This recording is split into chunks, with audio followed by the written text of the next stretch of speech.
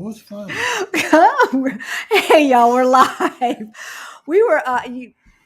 We are so happy to see you guys in the comments. We're back. We are back 2 days later. Yeah. And I was just talking to Rick about a 401k that I had when I was in my 20s. And when I moved to Colorado, I stupidly cashed it out, paid all those penalties.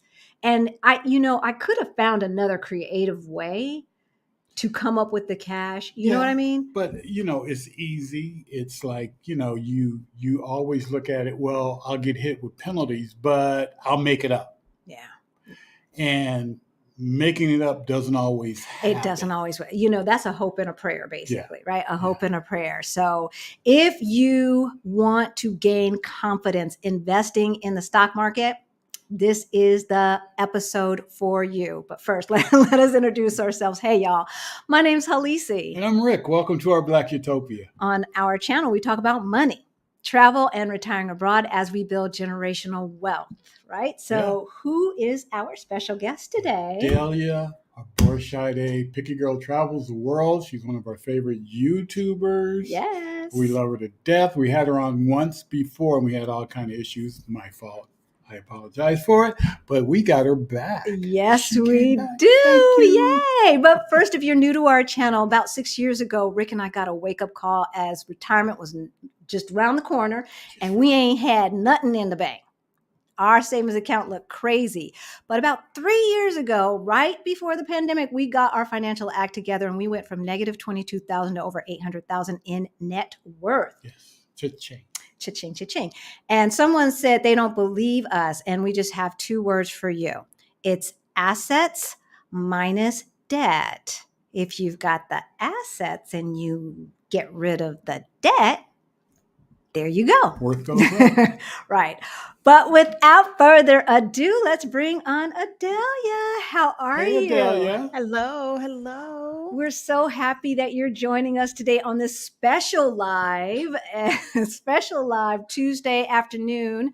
You know what? We've got some folks on here who don't follow you. So why don't you introduce yourself first before we get started? My name, as y'all mentioned, is Adalia Aborisade. Although most people know me as Picky Girl Travels the World, I am probably the pickiest eater most of you will ever come across, and I love to travel. I have been living outside the U.S. for 6 years now, and I call Mexico City home. And what else is there to say about me? I don't know, y'all. I'm horrible at this kind of stuff. Well, the biggest thing that makes sense today is that formerly you were a teacher on a teacher's salary, and you fired before the age of 45, which means you became financially independent. You created the situation to not have to work, whether that's coast-fire, whatever you want to call it, before the age of 45. Yeah, I don't think about that, but that sounds really impressive. It is impressive. It is very impressive. For someone who didn't do it, couldn't do it, didn't even know how that it could be done. Girlfriend, pat yourself on the back. Yes. Yeah. I kind of figured it out late. It's not like I was in my 20s and had this master plan.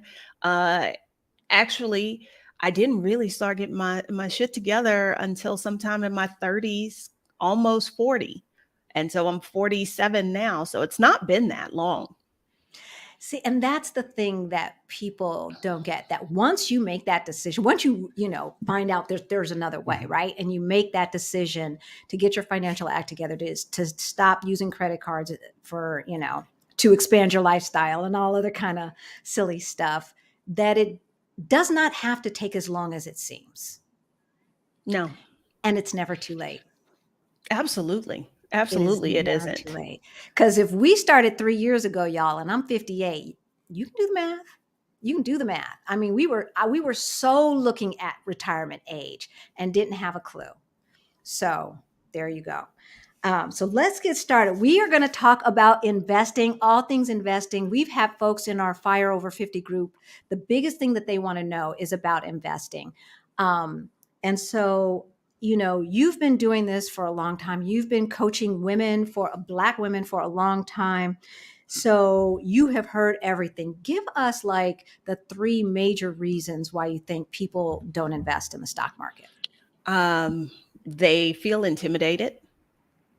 They don't know where to start. It is a lot.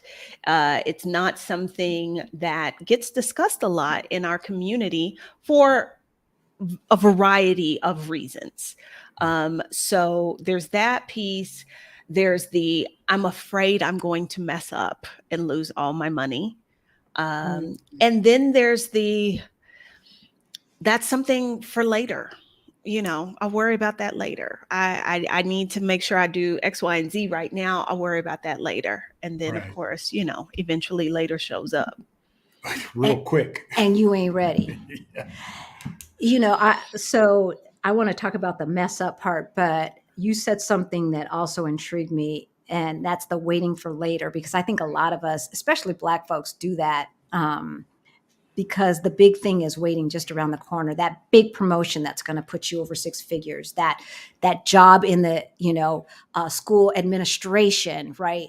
As superintendent, whatever is going to put me. And then when I get then I will be able to do X, Y, and Z.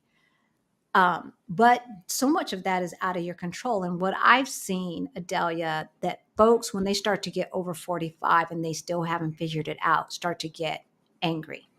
And they're walking around, especially Black folks, because we have to deal with so much on the job. We deal with these on the job, and we deal with racism in on the job, right? We don't get paid what we're worth, and we ain't got no money. Now, we ain't got no money is probably our fault, but still. The system doesn't help with that. Exactly. Right. And so there's this low grade resentment, anger that I see, especially with men, but with women too. There's, and yeah. And I think it's killing us. It's killing us. Agree. So we're going to talk about what we can do about it. Okay. So when you say they're afraid to mess up, what does that look like? And what are the biggest rookie mistakes that you've seen? I hear a lot like, I don't want to lose my money. And I think that runs counter to what investing is, whether it's in the stock market, whether it's in real estate, Beanie Babies, whatever the investment is. In order to invest and receive and reap those enlarged gains, there is going to be some risk. Now, all risk isn't the same. Some things are a lot riskier than others, but it's like you've got to retrain your brain a little bit and not think of it in those terms. Because I think a lot of people equate investing with like gambling, like going to the casino. Yeah. And that's not the same thing. And so this idea that I don't want to do anything that's going to lose me money. If that is how you feel, you are going to have to readjust all of your expectations, because if you only put your money in vehicles that are relatively safe, have very minimal risk, the possibility for growth is almost nil. Yeah. And I think sometimes when I explain it that way, it's like, well, no, I don't want that. So it's like, okay, then we've got to reframe this. We got to let go of some of that. Yeah. One of our subscribers said, scared money don't make money. Oh. I said, I like it. I'm going to steal it. I'm going to use it. So yeah, scared money don't make money. And I guess you do have to assess how risk averse you are. But if you are risk averse, but and you're willing to take a step out, what would be the first step? I think the first step would be, I guess I think even identifying that is who you are, because a lot of investing, really the hard part is the mental piece. And so if you really understand that you are risk averse, that already will eliminate a lot of possibilities for you. So you might not be looking at something like crypto because you have no business there if you are risk averse. So then you don't even have to divide your attention and try and worry about that. It's like, okay, this is my lane. What are the things in this lane that I can find out about that would be appropriate for me to invest in? Yeah. Yeah. And Rick, well, no, you did invest in a little bit of crypto. Very little, very little. What I thought that if I lost it, I wouldn't freak out about it. I don't sit there and watch it all the time. If it goes up, it goes up. But just very few. I mean, to buy Bitcoin is so expensive, Yeah. But that's how you should approach a speculative investment. Yeah. And anybody who's telling you that Bitcoin or any other cryptocurrency is anything but, you need to question the next things that come out of their mouth. And I think I was going to say, and I think that's probably the big thing. It's getting the education, understanding. People talk real fast and they throw out all these terms and they'll tell you like, oh, you got to be in crypto. It's blah, blah, blah. But then you need to ask some questions or really think about that. Like, okay, so what am I buying? How do I make money? How does this asset have value? Right. And if you can't put your finger on it, or, my issue with crypto is it has value because the people who buy it believe it does. There's no business backing it up. There's, and so what happens when folks stop believing? Like they have. Yes. Yeah. I don't invest in things that I don't understand. That's probably the best rule right there. If you don't understand, you shouldn't be putting your money in it. I mean, Warren Buffett said, only invest in things that you know about, products that you're used to, you use, different things like that. That makes it easier to invest in different things. That way you're not guessing. Yeah, so. And you can study the company better if you company. Understand what the heck they're supposed to be doing. Like, okay, so if Apple starts trying to make cars, I'm gonna have a problem, and I have to divest from Apple because they don't have any business in that lane. I understand what Apple's supposed to be doing, right? I don't understand crypto, and I don't understanding macroeconomics. I don't understand how a government is going to give up control of their currency. That piece, okay? Because I know we're not here to bash talk crypto. about. No, yes, but I just don't understand. Here's the thing: you listen to the crypto bros, the crypto not prophets, evangelists, and they tell you how it's going to be this great democratizing force and it's going to replace fiat currencies, blah blah blah. Okay, fine. But what can I buy with this cryptocurrency? If it's going to replace how is its value being assessed? If I can't see how it's going to be widespread used instead of currency, and you're telling me that that's what it is, those things don't add up. No.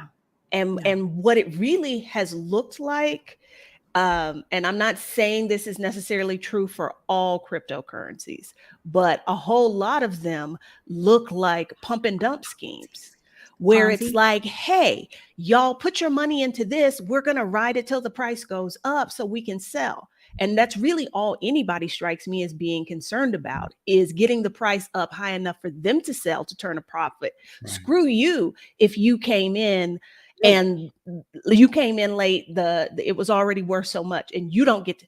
So that right there, that's a Ponzi scheme. That's a pump and dump. That does not sound like an asset that is going to grow in value. That sounds like a race to the top to get out before it all collapses. And that is not how investing is supposed to work. Right. So what is the difference between, and I'm going to say hi, y'all, to all the people in the chat. I see you guys watching. Thank you guys for coming out on a Tuesday. We're going to get to you. We're going to get to your questions. Put a Q in front of it. If you do have a question, But the difference between, and this is the thing, this is the thing that may quell some of the folks who think it's gambling. What is the difference between a pump and dump? Is that what you called it? I had never heard that Yeah, before. because Okay. in essence, they're trying to pump the price up Pump so the that price they up. can get out. And it Okay. doesn't really matter about the long-term value of the asset. Right. Okay. So what's the difference between investing and a pump and dump? Okay. In a true investment should have some kind of value to it. Now, depending on the kind of investment, well, I think this is a universal rule with anything. What you own, what you buy, if you plan to sell it for a profit, you can only sell it for what people are willing to buy. Right. Yeah. That doesn't matter if it's baseball cards, it's Beanie Babies, it's real estate, whatever it is. Okay. So then you have to ask yourself, well, if I am going to sell this, where is that value coming from? Where this magic price that I'm going to sell it at?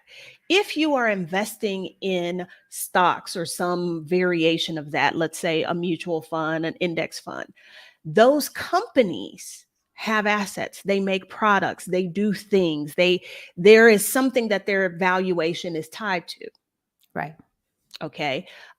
Something I'm trying not to just pick on crypto, but NTFs? Oh my gosh. NFT. NFTs. That's what they are. Oh, talking about a scam, y'all. Okay. So invest in what I don't understand. let's say somebody is like, oh, but this NFT. Okay. First of all, what is the NFT? A lot of people think that when you buy one, what you're buying is the digital file. And that's not actually true. What you're paying for. So let's say somebody like they try and promote artists creating NFTs of their work as a way to sell their artwork. Okay, but here's the thing. First of all, when you buy a painting in real life, you have that physical painting that is in your hot little hands. When you buy an NFT, you're not even buying the digital file. What you're actually buying is a receipt for the digital file. Oh, you're buying basically this place in the ledger that says that you own this. You're not buying the physical file. The physical file actually lives over there. It lives over there somewhere on the internet. And what you have paid for is the receipt that says that you own that thing. And it's all like subject to, the internet still being a thing and all of that. Again, when you buy something and you want to resell it for profit, it is only worth what people are willing to pay for it. And what I find in a lot of these digital assets is people are they go so hard for it and they evangelize so hard because again, they need you to believe that it is worth something. Right. It's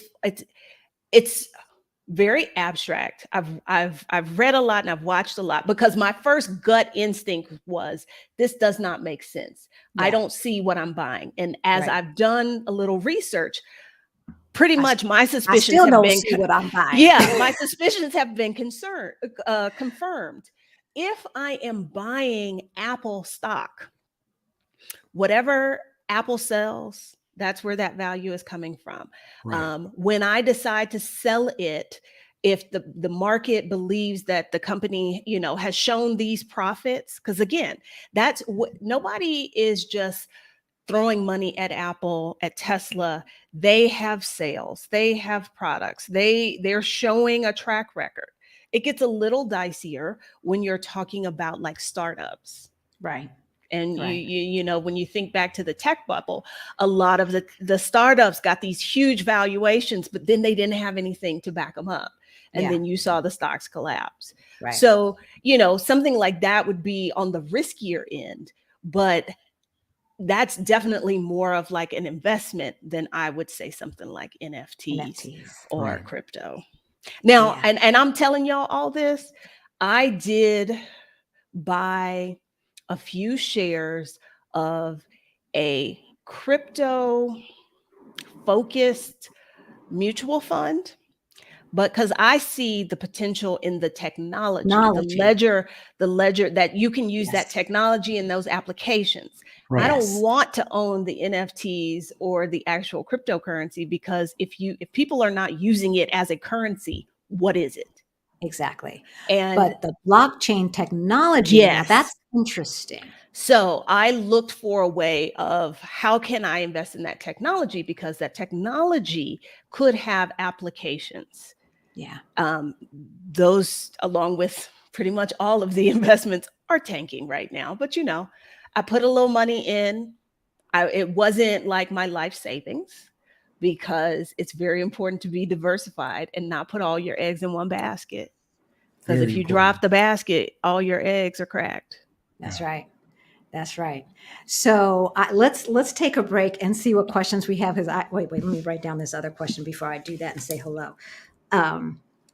See, it left my brain already. It'll come back. It'll come back. Who do we have? So Auntie Trey has been waiting for 45 minutes. Oh, wow. Right? And Tunisia, 30 minutes. Ain't nobody coming to see you, Otis. 30 minutes. I love that name. I love that name. That is just hilarious. So Poppy wants to say, especially hello to you. Hey, Adalia, looking forward to whatever you have to say today. Hello, Poppy Salco. I know I butchered that. I'm sorry, baby. I'm sorry. Hello, Rhonda, and La Cubana is in the house. Hey, good to see you. Yes, Bortad. Greta. Hey there, Greta. And Priyanka. Oh, you caught us. So that's great. I'm glad to see that you caught us live. Yay, yay, yay. And Tammy Dukes. Awesome. I caught the live. Yeah, I don't recognize your name. So welcome. Yay. Good to see you. Hey, Krishan. Good to see you. We got to find out about Porto from her. Yeah, we do. We've got a Porto question for you, Krishan. Kendall Lapkin. Hi, guys. Met your buddies, Alex and Jerry, at the, meetup at Lisbon 2 weeks ago. I'll be moving to Lisbon in June. Lovely, lovely, lovely. Love you. Put a Q in front of your question. Denise, good to see you here. And Kendall, yay. Okay, here we go. I'll ask this question while I think of the question that I had. Hey, Dula. Can you, Dula Danica, or Danica? I'm not sure. Tell me how to pronounce it. Can you help dispel the myth the only best way to financial wealth is using other people's money? Yeah, I'm reading the Budgetnista right now, meaning taking out loans and using credit card to buy property, making business investments, etc. Yeah. Have you read the Budgetnista's latest book? I have not, but I have seen a lot of like TikTok videos and IG stories where people are like, hey, let me clue you in to how the rich people do it. They don't use their own money. They use the bank's money. And yes, that is true. Well, That's see, the one thing behind that is rich people don't need money. They don't need to get the loan from the bank. That's why they get it so easy. Because that's the thing I think the regular people forget about credit and loans is banks only want to give money to people who don't really need it. Yeah. That's right. If they feel like you need it, they don't want to give it to you. You are right. This is not the only way to do it. Now, is it the best way? I struggle with that. Because, okay, take Donald Trump. He's somebody who has employed this strategy a lot. And I guess there are some people who look at how he's done it and they feel that he's been successful at it. I don't know. I think that just seems like a lot more work than is necessary. Because if you're going to do that, you've got to keep track. That's so much more work that you have to keep track. So like if you are you want to buy a property to make it into an Airbnb. And instead of using your own money, you go out and you take out a loan to buy the Airbnb. Okay. So but that loan doesn't go away. And this is one of the things I've noticed those people who talk these talks never talk about. They just talk about like, oh, you're using this money to pay the mortgage on the Airbnb and nothing's coming out of your pocket. Well, somebody's got to make the payments on that initial loan. Where is that money coming from? So it seems to me like it's making it all more convoluted than it needs to be. I very much believe that credit is a tool to use it strategically, but don't just jump into it because it seems like a fast, easy way, because easy things come back to bite you in the ass a lot of the times. Right. Yeah. And if it seems too good to be true, It truly is. it is. It truly is. And I say, Dula, when it comes to real estate, so Rick and I have decided that when we buy a piece of property here in Portugal, we want to pay cash. So we're saving up now to pay cash. You can get a bank loan as an American in Portugal. We know, a lot of people who've done it. So it's not that. But like we've got 2 loans in the States. And yeah, we have, folks who are helping us pay those because they're renting the space from us. But if they move or if they don't pay rent, guess who has to cover it? You gotta And you're not getting a loan for that. So on the one hand, you borrow money and you're gaining value on, let's just say $500,000 worth of house, and you only had to come up off of $30,000, let's just say. So that's good. But you better have some set aside money to be able to cover at least 6, 7, 8, whatever months of that mortgage. That's the difference. The really wealthy people, they got the money sitting somewhere. They're just choosing not to use it. I think we saw so much. Memories are very short. We saw so much of this in the spring of 2020. These people who had all these Airbnbs or whatever, and they had out loans, and it was all contingent on 100% occupancy. Right. And they didn't have the reserves in case occupancy fell. And we had a global pandemic, and that's exactly what happened. And people found themselves underwater. Right. Yep. And so if you're going to do this, like you said, Halisi, you really have to have the reserve set aside for the just in case. The assumption that everything is going to work the way it's supposed to, I think you're setting yourself up there. Yeah. I also think it was during certain times in history when, in finance history, when money was flowing. So it was a whole lot cheaper for banks to give out money to people. And a lot of business people, a lot of rich people got in on that in the front end. They always do.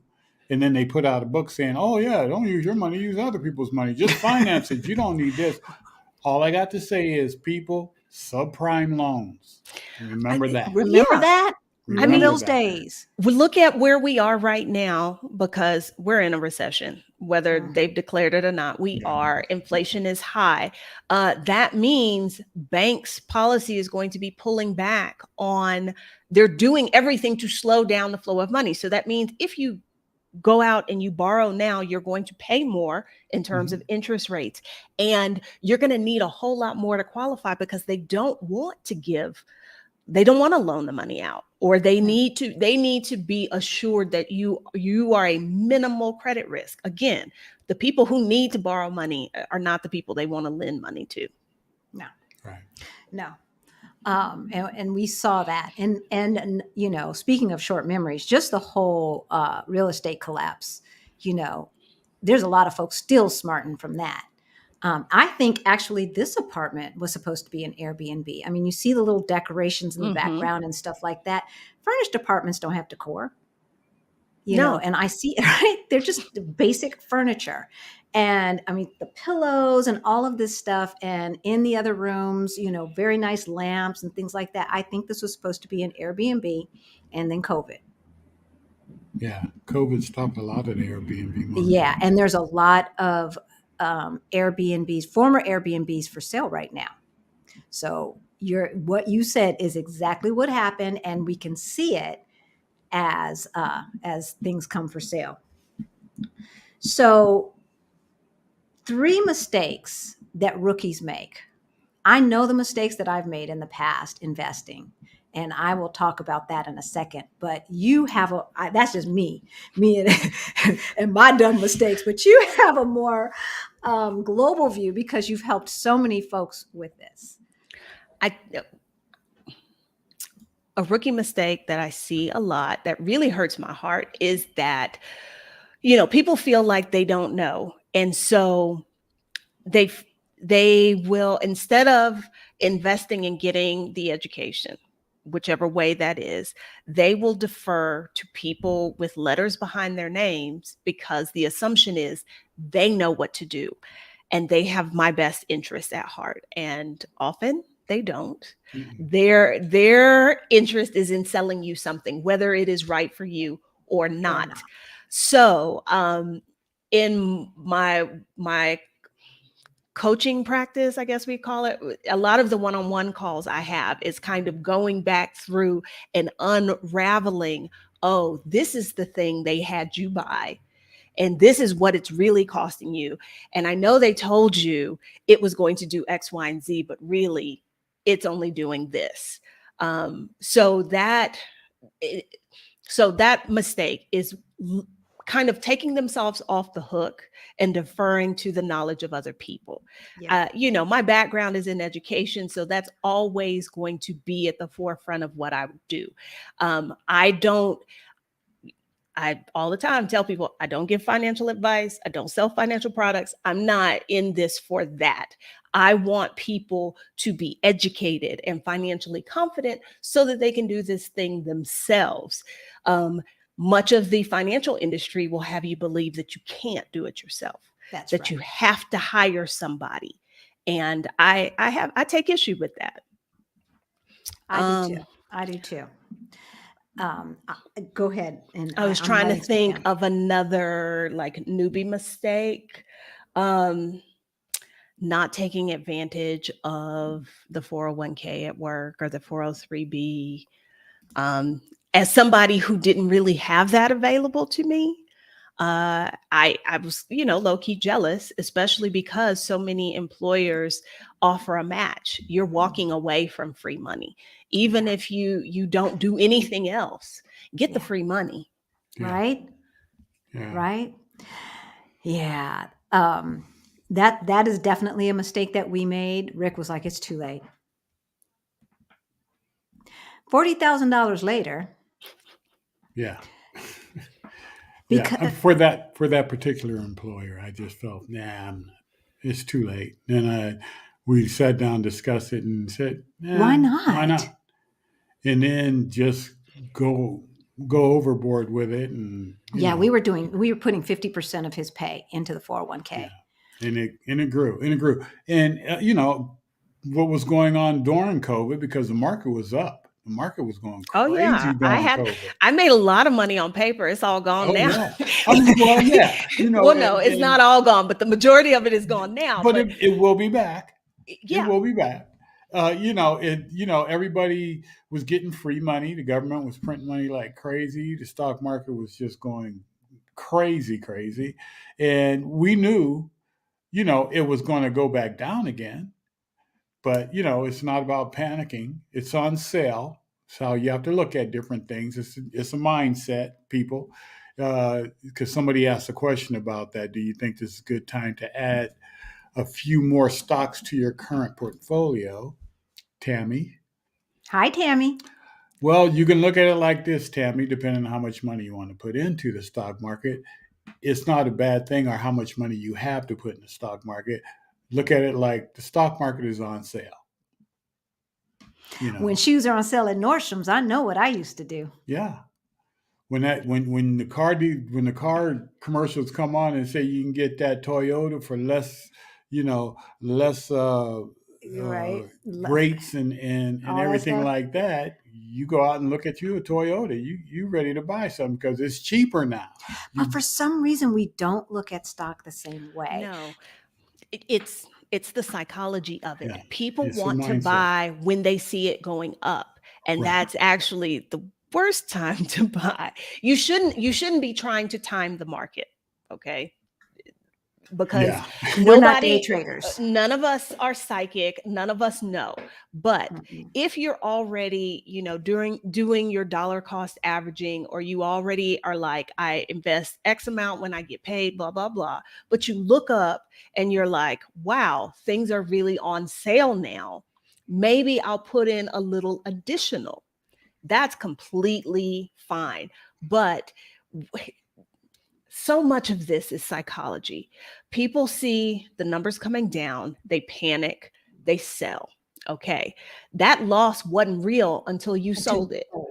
Right. That's It right. was just on paper. So now you took a real hit, and then people will wait and jump back in when they see prices going up. So now you're reinvesting at a higher price, And you sold. and then you sold. So you're losing again and again. It's psychological. People feel much better about investing in the market when they see every day it's going up, it's setting a new Yeah. record. And it's Worst like, time.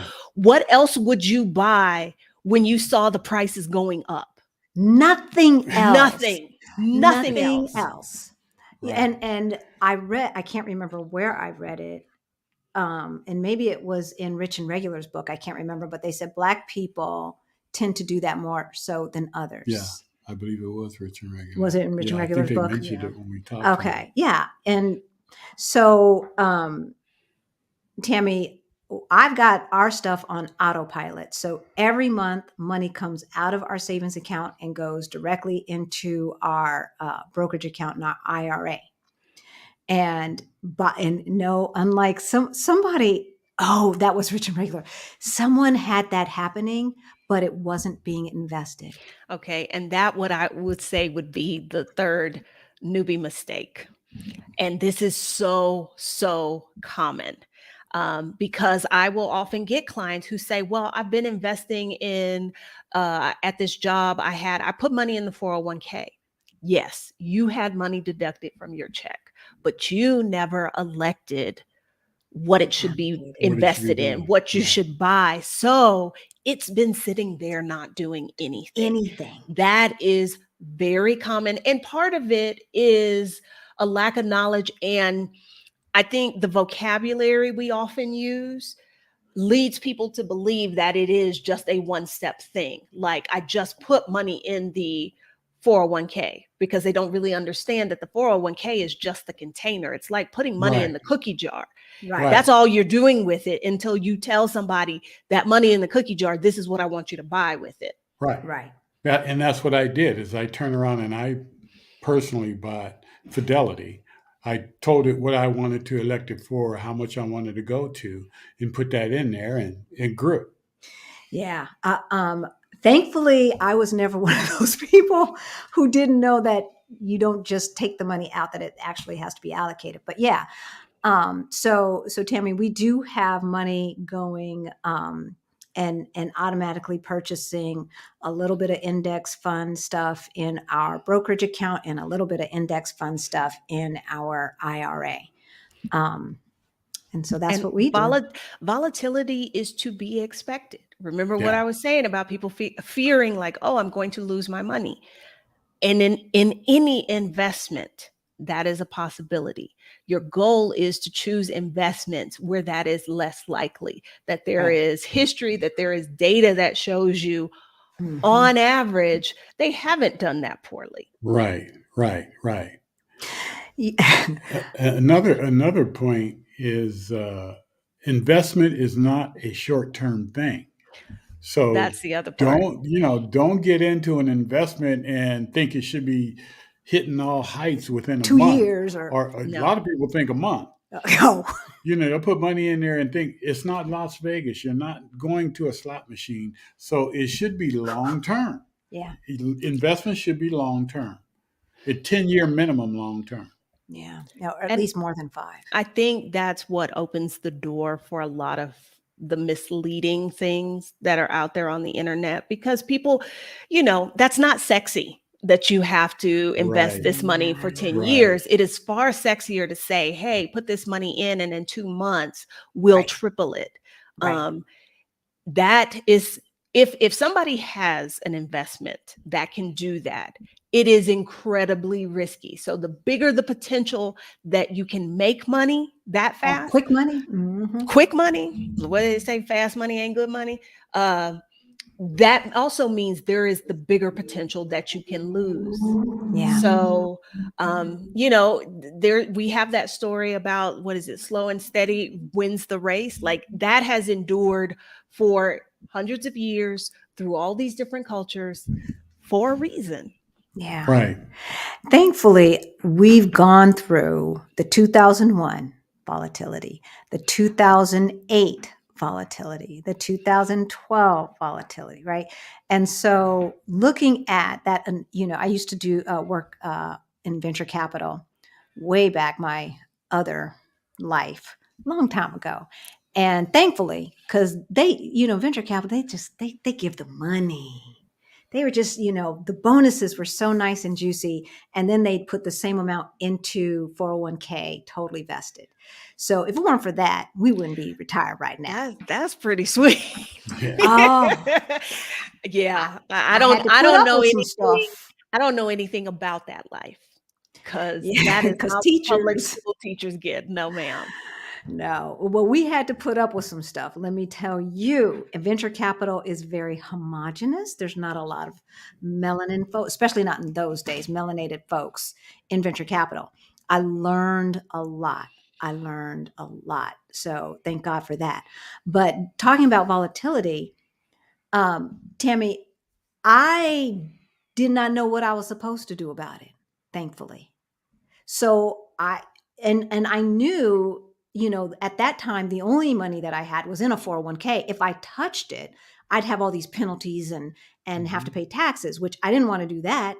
It wasn't money I was thinking about because I never thought I'd be able to retire anyway. So thankfully, I just let it ride.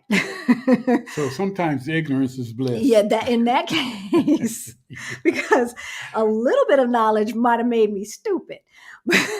But we just let it ride. We kept it in. And I remember looking at it and go, well, I wasn't counting on it anyway. Well, yeah, because you watch it go up and then you watch it go down, and it's like it goes up a little bit, then it goes back down. It's like, oh my God. So I quit looking at don't it. watch. I don't get the desire to do that all the time, to look. And maybe it's because my mindset is already like long term, like I'll look at that money later.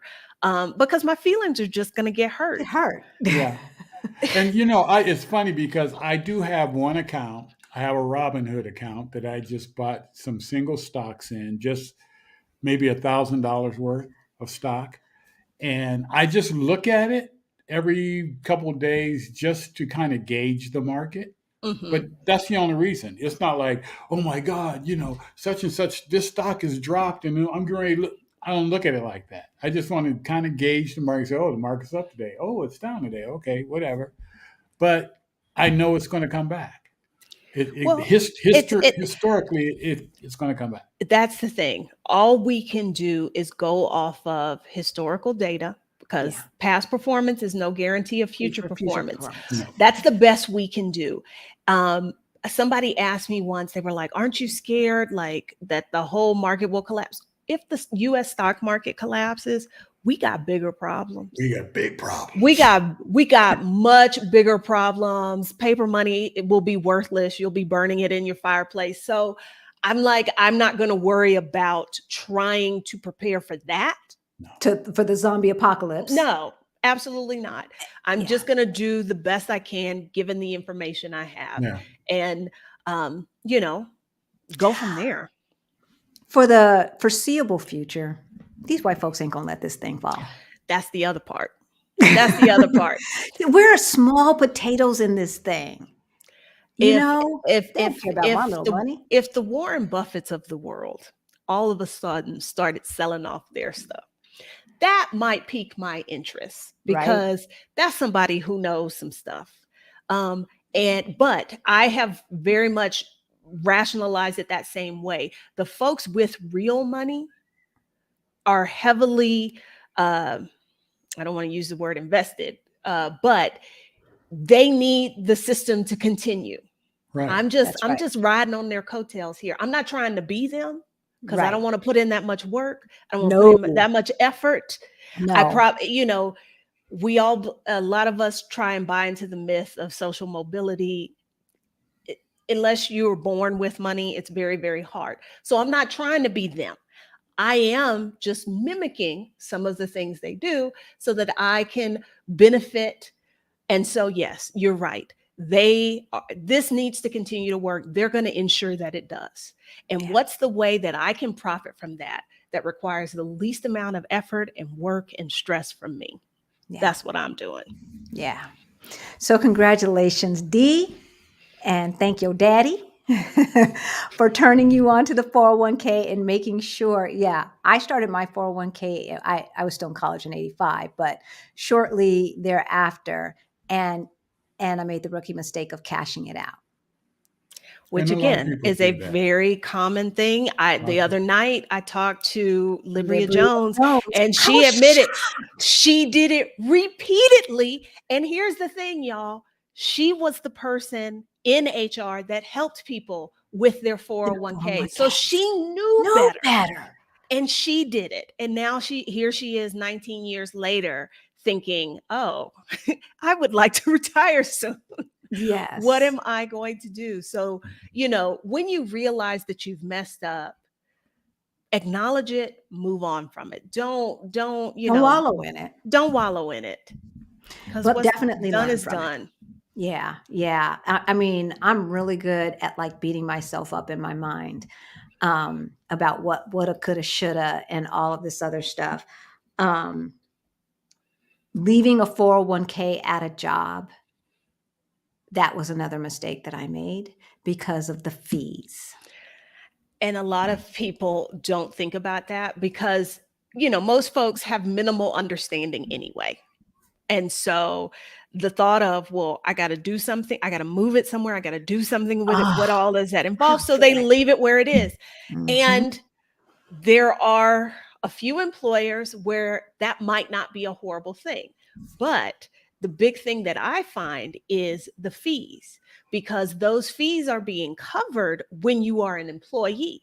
But when you no longer work there, you don't get that as an added benefit. So they're like, yeah, you can leave it here, but they're going to charge you for that privilege. And, a lot of times, not all 401ks are created equal. It's all subject to who's the administrator, what funds do they make available. Some of them just pick a package, not thinking, are these going to be good investments for our employees? It's like, oh, y'all got a package that's got 1,000 funds in it. Okay, people can find something. We'll get that one. Yeah. So not all 401k options are great. So if you're leaving, because you didn't want to miss out on the free money, you bought the best thing they had available there. But now that you no longer work there, you can roll that money over and buy something better, instead of leaving it there. But that does take a little bit more knowledge or, a little help to navigate that. Yes. And I couldn't do it without talking to the people. So I first rolled it over to my credit union with all those nice fees because I didn't know, but I knew, but I had to move it. They're like, okay, we about to get rid of this stuff, so you got to move it. So I moved it to the credit union, and I just let it sit there. He picked the funds. I said, well, let me see. I at least asked, let me see the returns on what you are, the historicals on what you're I at least knew enough to ask that because I was in venture capital. So I do know a little bit about valuations. But for some reason, out in the stock, like if you tell me what is the value of this company, would you like to put your own money in? I could do that all day long. But for some reason, the stock market, then I don't understand. See how, that makes no sense. Right. But I did have enough sense to say, let me see the historicals on these funds. Didn't have enough sense to say, what are the fees? What do they cost? And often they are not going to be as transparent about that. I think I probably talk about fees the most because that's the thing that will eat away at your investment. Right. A lot of people get caught up in, oh, what I chose in the market will tank. But something like 1% fee for management, people think, oh, that's Just not that 1%. much. I've got 99%. Now, y'all know I'm not a math person, but I've looked at the numbers and it will end up costing you hundreds of thousands of dollars, if not millions of dollars in the long term. Yes. For that 1%. At 1%. So I guess because I am, I've had to be budget conscious because I was not in a high paying profession. That's always my first question is, well, what does it cost me to own it? What are the fees? And for most people, that is an afterthought. Yeah, it definitely was for me. I didn't know. I ain't know. But I remember when I went to him and I said, I want to sell out of this and I want to put it in an index fund. And his eyes got big. He didn't want you to do that. He didn't want And you they to do did, that. and they didn't have one. But he found the lowest cost with the lowest fees because by this time I was hip to the skip. and then finally I just said, you know what, I don't need you anymore. And I moved it over to Schwab. And Tammy, I had to get help with that. I had to call Schwab, help me set up the rollover IRA because I was trying to do it online and couldn't figure it out, getting frustrated, too much work. Let me call. They walked me through it, got it done, got it transferred, no problem. And then the other thing is not just index funds, but I have some Apple stock in my rollover IRA now too, which I could not purchase in the 401k. So yeah. Ain't nobody coming to see you, Otis. What are the top 3 to 5? I know, right? It's kind of like, get over yourself, Otis. What are the top 3 to 5 steps you should take when researching an index fund? I'll let you go first. Well, I think you need to start with what is the index that you are trying to mimic? Because we hear people talk about index funds, but I don't think enough explanation goes into, well, what is an index fund?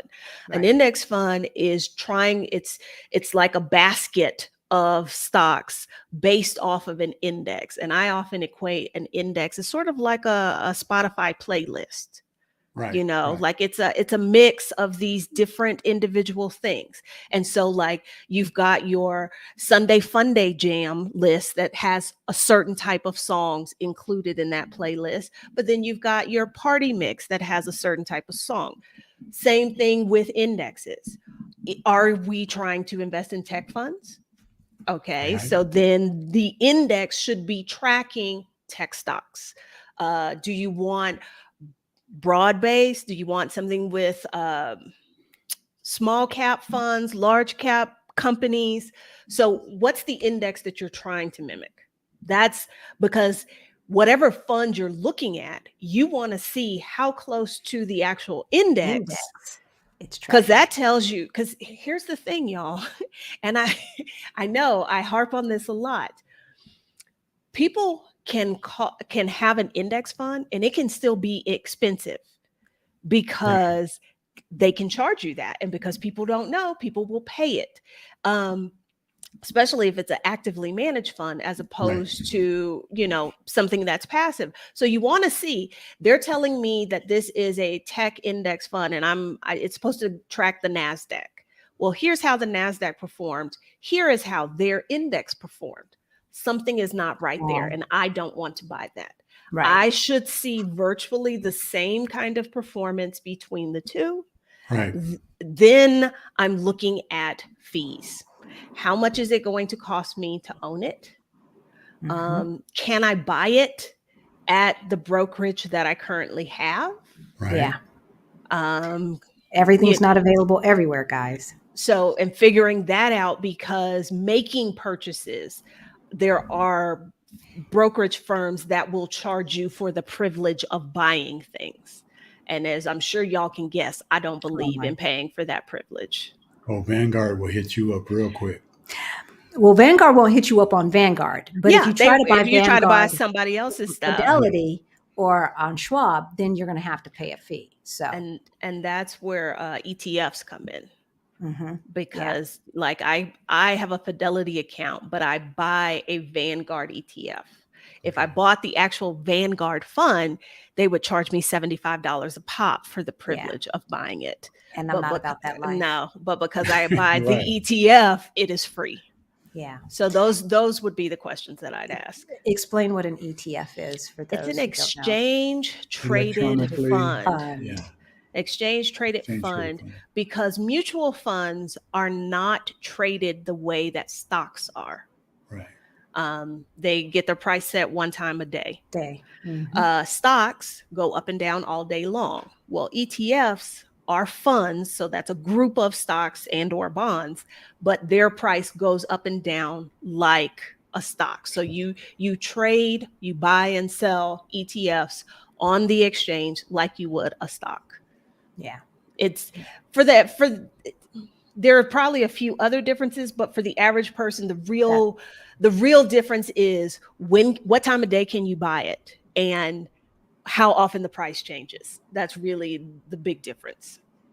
So for instance, it's 2:00 where Adalia is, I think. Yes.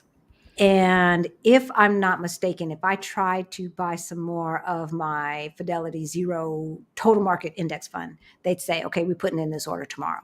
Yes, because they need the close of the day to Yep. set the price that you can buy it at. Whereas Yep. if you were buying an ETF version of that, they could execute that trade immediately. Right there. Yeah. Yeah. So that's how that goes.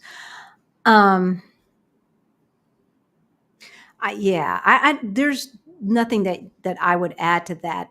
I just emphasize that those fees. And look, so and the other thing is that I've noticed, if you don't have a brokerage account, look to see what they have available first before you open, and consider that. Like Schwab does not have, in my opinion, does not have as much available, especially fractionally, to buy fractional shares as Fidelity does. But I like Schwab's customer service better. And so that might just mean that you, instead of buying with $2, you have to wait until you can buy a whole share. Yeah. Right. Exactly. Is that better or worse? I mean, they have enough of what I want to not make it too much of a hassle. And we do have the Fidelity account, but obviously the IRA grows without tax, penalties, so they're deferred. So I prefer to buy it that way. But customer service means a lot to me, y'all. And when I call, I want to be treated like I'm Warren Buffett calling. Not like I just got $2 in there. Shoot. She calling y'all. Let's treat her like Warren Buffett. Here she come. Here she come. But Schwab, I was asking because my stepmother said, wait, when I was telling her what I was doing, she says, that doesn't sound right. She had never rolled over. She had never done a rollover IRA. And so she didn't know that there was a difference. And so I went up to Schwab and I said, for the short time that we were in the States, I said, my stepmammy said, I ain't doing this right. And I was told the wrong information. And so this is what I believe to be true. This is what I'm doing. And so basically, here was the deal. This is what I was told. So I rolled over my 401k into a rollover IRA. I said, now, do I just let it sit there or can I add money to it? And he says, yes, you can add money to it. Okay, great. Up to, see, she's going like this, up to $7,000 because at that time I was over 50. Okay. What he did not tell me, but Schwab told me when they called me, they said, baby, you're doing the right thing. Is your tax person eliminating that money from your tax return? Yeah. Have you told her that you've put X amount of dollars into this IRA and then she needs to deduct that from your taxable income? So I'm not sure that it's really going to make a difference, but I'm going to do some research and ask her. We might be filing some amendments up through here. So the IRA can give me some more money because I don't want to have to pay twice. No. Okay, so BP or BPay. Hi, welcome back. Good to see you again. Fidelity or Schwab buy index funds little by little, just let sit. Sound strategy? Question mark. Pretty much. The thing that I want to stress is you don't have to have a lot of money. Yes. If there is anything you should take away from me, because y'all, I never made more than $60,000. And we're talking about a veteran teacher with 20 years of experience. It doesn't have to be big amounts of money. So if you're thinking about getting started investing and you're like, literally, I can only invest $5, start there. Start. Invest the $5. Seriously. And Fidelity's total market index fund, zero fees, and $5. You buy $5 of that and just keep doing that. And when you can put in more, you do, but just keep doing that, because it sounds cliche, but every little bit helps. It really does. Rick, we started this thing saying that Rick did not start reinvesting into his 401k 6 years ago, because at that point he'd been at the job 10 years and he's like, it's too late. Why didn't we start 10 years ago? Because we were living the high life, balling, y'all, styling and profiling. We thought we were, at least. Driving new cars. And I had a Jag. I mean, come on now. We were broke. The income was there. We could pay our bills. Bills was paid on time. On time. Not in full, but they were paid on time. Yeah. I put $50 towards my American Express and $25 towards this card. And maybe I will save the little bit that's left over. We weren't getting dinged on the credit or nothing like that. We had good credit scores and no money. And no money. Oh my gosh. Okay. Oh, is it smart to put more than the match into your 401k, or should you just put in the match and reallocate the additional funds? I would say depends on what you have to put in. If you can add more to it, why not? I'd say it depends on what is available in the 401k.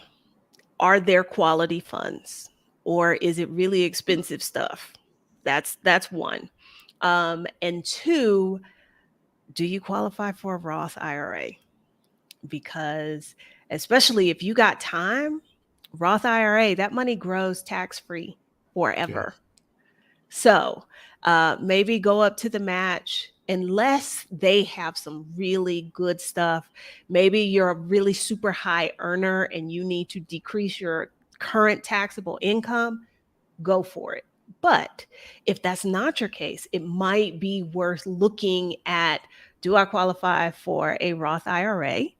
And putting money there. And then if you max out the 6,000 or 7,000, depending on your age, maybe come back. If you still got money to go, come back and reevaluate your options in the 401k.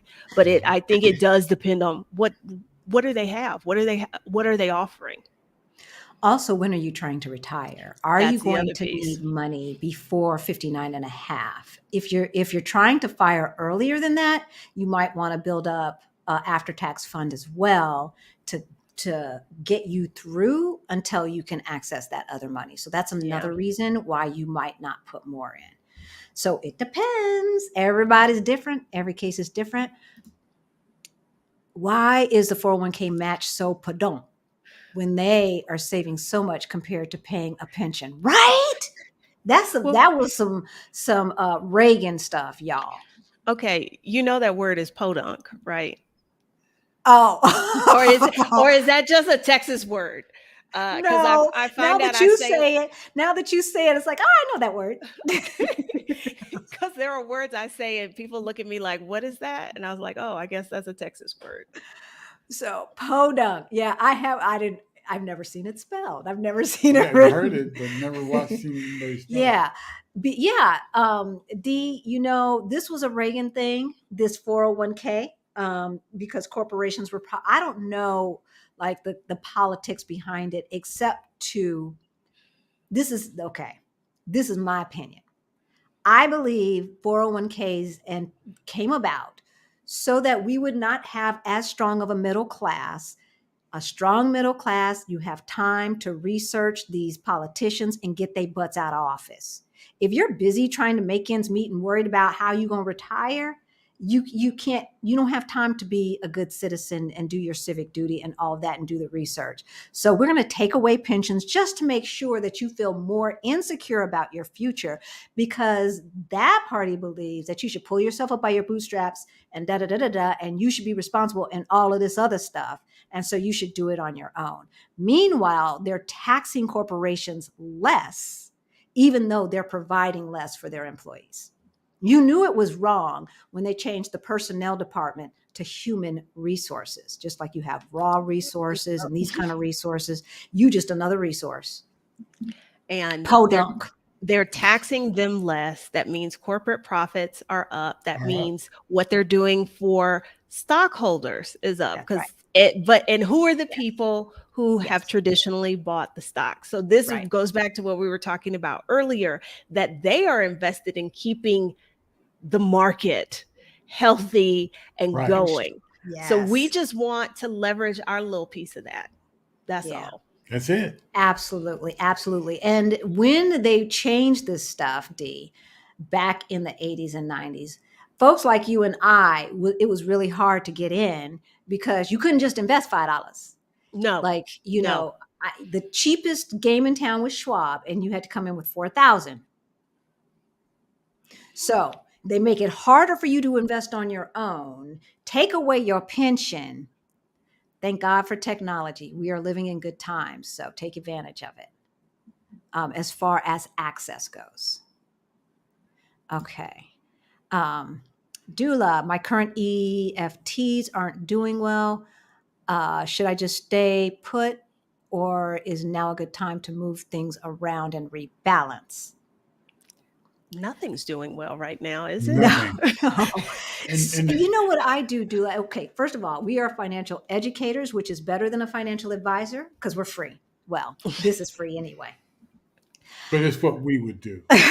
So, I mean, I sell individual stock when they are doing much worse than the market. So if the market's down 30%, but they're down 80%, what are we doing? What's going on? And then I look, because sometimes they're down just because people don't know what to make of it. Like Facebook, when it first came out, they didn't understand what Facebook had, that they had all of this information on us. And that the value was the data, not the app. It was the data. The data. Exactly. That's what they didn't understand. Right. So if it's different with an ETF, it's different with an index fund, because there's all of those companies in it. But like, I'll just use Apple, for example, even though they've always been doing at least as well as the market since I've been investing in them. But if they had a large drop, I want to see what has changed in their business model to make this happen. Did their sales go down? Their sales aren't down. So why is this doing this? Did they announce something? Did they have a recall? All of these things to see why this stock is performing worse than the market in general. If I can't find anything, I let it ride. So for instance, Zoom, I'm invested in Zoom. It's a verb now. Yeah. I believe in it. I've been a Zoom customer since 2014, 2015, one of the early adopters, and now it's a verb. So it is doing really, really bad. And I just can't sell because I just can't lose that money. But I do believe in the company. And when I look at sales are still up. Now I know it probably spiked because of the pandemic, and now things are evening out. But I cannot see anything in the management of the company or the numbers to justify why the stock is priced how it is. So I'm letting it ride. And what you said is important, that looking only at what's the price that they close at today, that's not really enough information to make a decision about whether or not you should sell. Because you really need to try your best to figure out what is going on for why this has happened. That will help you decide, do I think this is a short-term issue, or is like the company on its way out to the garbage and I need to just salvage what I can? But just on seeing like, oh, the price is down today, that piece of information alone is not enough to make a decision. Yeah. Yeah. La Cubana is up. Well, good. At least somebody's up. Because I know I'm not. I mean, some of my stuff has gone up like this year, but it was so far down that you know, I'm still. I don't know. That's the other thing to look at is the time frame. In the investing course that I teach, one of the things that I show is that, okay, when you're looking at what is it doing, okay, that's today. Change that to 6 months. Change that to a year. Change that to all available time to see what is the pattern. I logged in. I forgot what I was doing, but I logged into my Fidelity account, which I had not done for months. And there was a lot less money, a lot less money than there had been. However, even at where I am now, where I was in 2019, I'm still twice that. Yeah. So that's the other thing is you've got to give yourself a frame of reference. Like, this is what's happening right there, right now. I see lots of red. But if I look back as to what was my initial investment and where am I now? So yeah, I lost a lot of the paper earnings that I made, and I hoped to regain them, but I haven't lost my principal investment, even with all of the red that I see when I log in. Right. Nor have we. Yeah. I was going to say something, but I forgot. I don't know. So let's go to Greta. If you have a Fidelity account, you can buy a Vanguard ETF from Fidelity for free. Yes, you can. That was a quick answer. The thing is, investing is much more democratized now than it used to be. Yes. Because I remember when I was only looking at specific ETFs because these were the only ones that are available for free. But because of the competition between discount brokers, all of a sudden now you should not be paying to make a trade. Right. So if you're with somebody like Merrill, I tend to discriminate against the companies that have somebody's name because they tend to be expensive. So like a Merrill Lynch and Edward Jones, and they're trying to charge you $20 for a trade. I don't pay for trades at Fidelity. The only thing Fidelity will charge me for is if I am trying to buy a specific fund from a mutual fund from someone else. So like I said, if I were to buy a Vanguard mutual fund, they are going to make me pay for that privilege. But they're like, hey, you can buy this ETF from them for free. Yes. Or if it's a total stock market, we got one too. And we don't charge for ours. Yes. Right? Yes. Like, what equivalent do they have? Yeah. But yeah. And interestingly, y'all, my Vanguard funds are not doing as well as the Schwab one and the Fidelity one. Hey. Okay, Denise, lots of tools available and info to look at. Other than charting, what other tools info would you recommend in order to buy low? So we do dollar cost averaging. Oh, that's how we do. So if I look at, I'm using Apple because it's in my brain, but if I look at, and it's the same is true for mutual funds or index funds. The first time we purchased, I think we paid about $121 a share. The highest we paid was like $189 per share. I'm underwater on those pieces, but because now it's at about 185. So the majority of the stock was purchased under $150, $160, something like that, right? And so on average, both Fidelity and Schwab will tell you on average what you have paid for your chunk of Apple stock, your chunk of index stock. So, and that's when we're talking about time in the market. And you're buying consistently every month. You're buying, your $5 worth, your $5 worth, your $5 worth. When you look at it over time, you will see that on average, you had this price, which hopefully will be lower than what it is trading for at that moment. So, I don't do this. I am not trying to time the market. I am not looking to buy low. It's more of like, oh, I guess look at the price now. I did buy low, but it was an accident. I don't do this. That's too much like work. Time in the market, you will always buy. Like if you've got if you bought some stock and you hold it for 5 to 10 years, you bought low. Yeah. You bought low. No, that's what like you said with dollar cost averaging, really it's just about, I am concerned with a continual contribution to what I have in the market. I am not stressing about, am I buying it high? Am I buying it low? Yeah.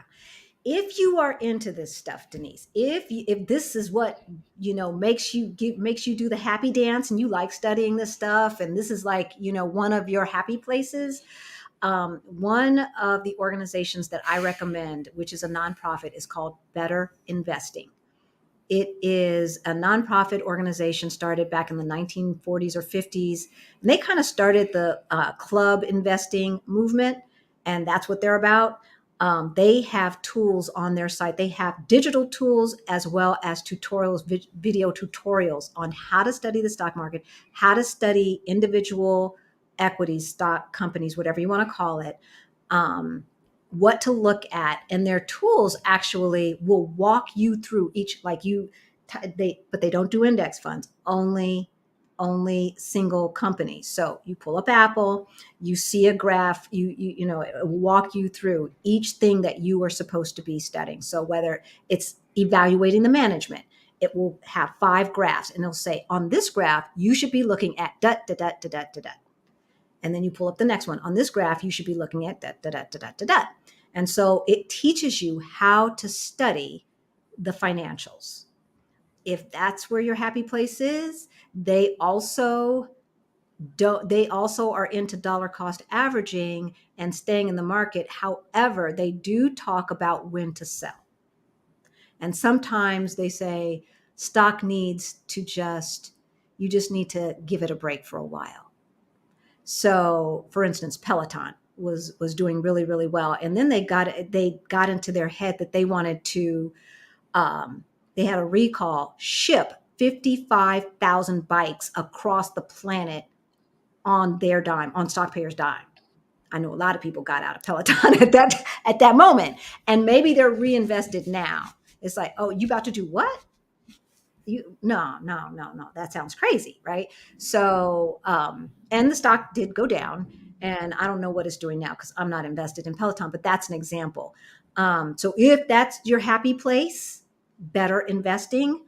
I have no affiliation except for that I'm a member, and I do some of that stuff sometimes when my stepmother gives me an assignment. So, let's see. I'm trying to catch up, y'all, because we're already at 1 hour and 18 minutes. Every time I talk to Adalia, we could just talk.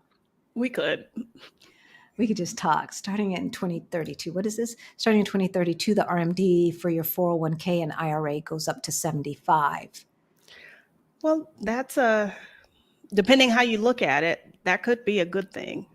I don't know what RMD is. Required minimum distribution. Because anytime you put away money tax deferred, Uncle Sam wants to eventually get that money. So some people are like, oh no, I'm just going to leave that money in my 401k for my grandkids. Uncle Sam is like, no, you need to take it out based off of your age. And so it was 70. I think it's up to 72 now. and sounds like it's going to go up to 75. So We're living longer. yeah, it's not a shock. Yeah. Okay. So I did know about that rule. I just didn't know that's what RMD stood for. So I'm learning, y'all, and trying to find these questions. You guys are talking to each other. You know, I get you. My company offers traditional 401k and a Roth 401k with a 4% match. Is contributing to both options good? I have no idea. Oh, I have no idea. Well, Roth means it is after tax money and that it will grow tax free. Does a Roth 401k work the same way? Yes. Okay. So that's a question I see a lot. Like, what makes more sense? Well, it depends. Like, what's your plan for when you're going to use the money? Because if Roth rules are your contributions are always yours, and you can always access those as long as the account is more than 5 years old. So if, let's say, you're talking about doing FIRE and you want the ability to be able to tap some of that money before 59 and a half, that might be the way to go. If you are a high income earner, like, when is it more important to get the tax break? Are you somebody who needs a break on your income taxes now? Right. Then pre-tax might make more sense. So it depends. It depends. Yeah. There are some people who would argue contributing to both is, covering all of your bases. I don't know that there's a wrong answer here. Yeah. And Greta, I know that you're about my age, somewhere in there. So I don't think that waiting is the issue with you, or like not being able to access the traditional 401k.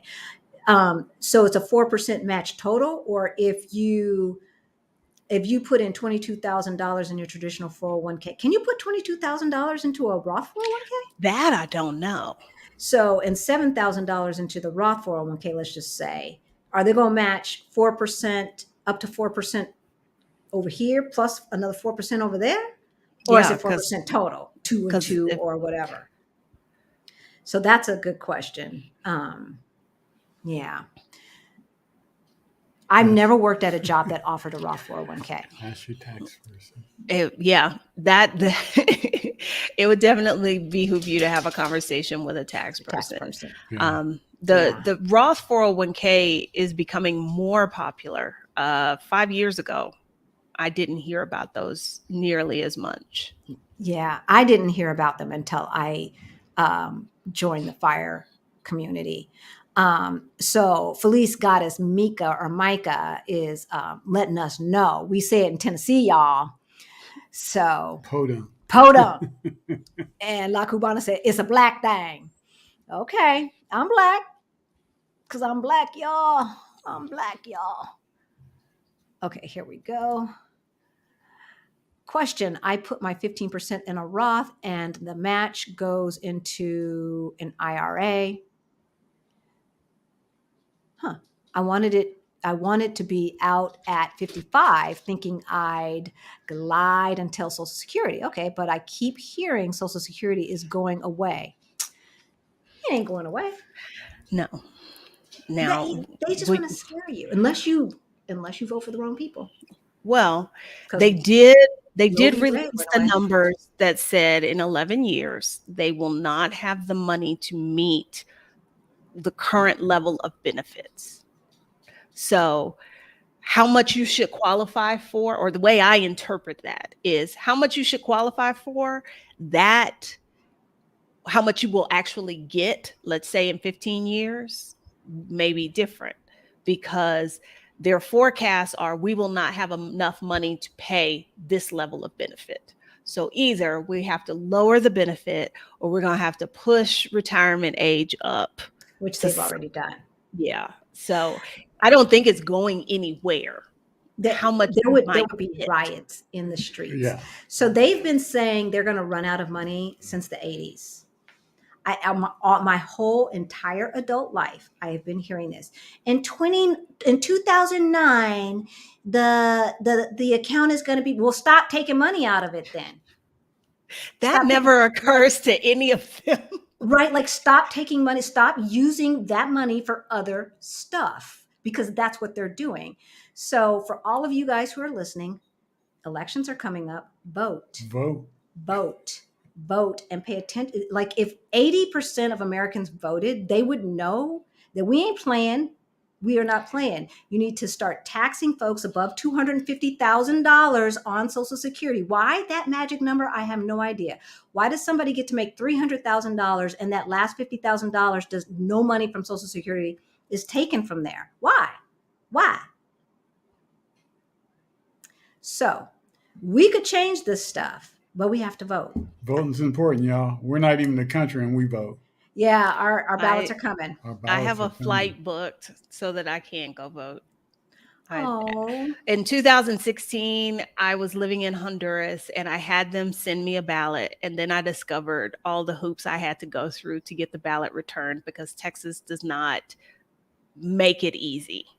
And given the type of district that I am registered in, I think it is just a much better chance that my vote will actually count if I am physically there to cast it. So that's a dang on shame. It is a shame. I had to explain this to my Spanish teacher, and she was like, and people know that they're trying to stop people from voting. I was like, it's not a secret, but nobody seems to be doing anything about it. Well, that's the one thing Colorado did get right. Yeah, we got that right. We can even vote by email, y'all. Yeah, we can vote by email. So I have my flight booked, and it just kind of counts as one of those times that I already know I'm going back to the States. Let me stock up. Let me do whatever. Yeah. Voting's important. It definitely is important. Okay. So about the 401k match question earlier, are we supposed to be happy with 4% match considering companies saves paying pension? Nah. No. There are companies that match more. Yeah, there are companies that match 6%. The companies that I worked for always matched up to 6%. So, 3%, 100%, and then another 3%, 50%. I think that sounds about right. Okay, so Kendall, you need to put a Q in front of your question, baby. But I saw what. So what advice would you give a retiree over 65 with a healthy government pension? Yay, plus Social Security, you go. I don't have any money in the market. Should I start investing even if only for my children? Why not? Yeah.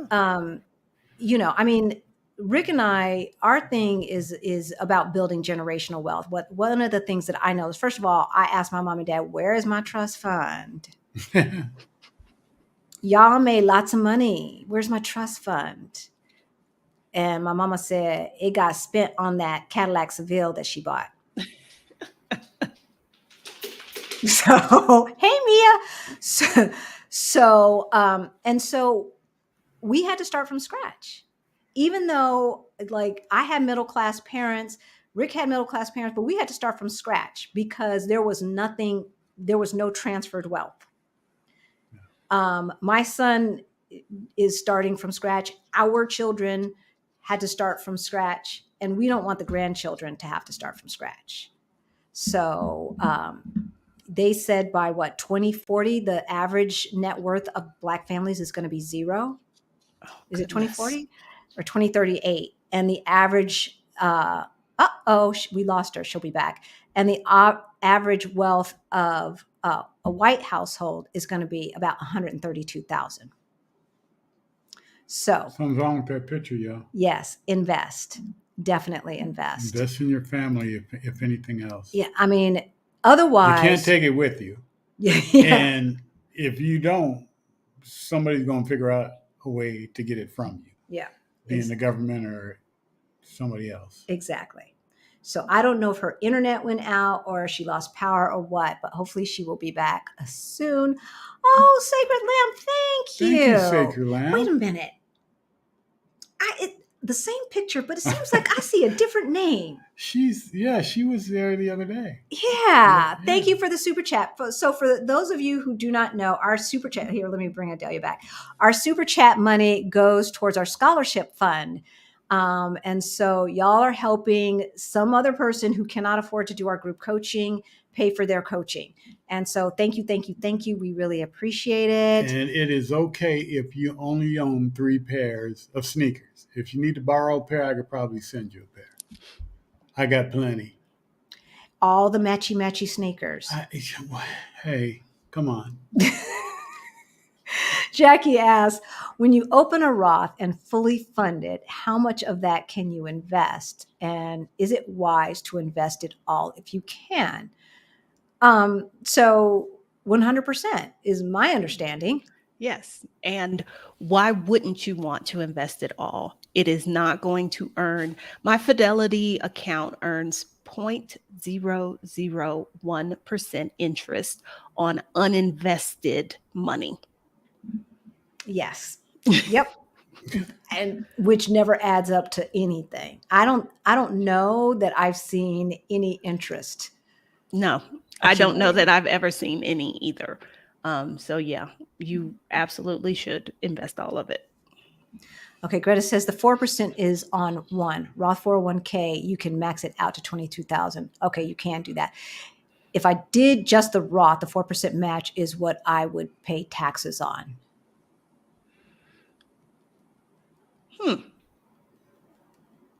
I might do the Roth, Greta, if I were you, only because I know you're about my age.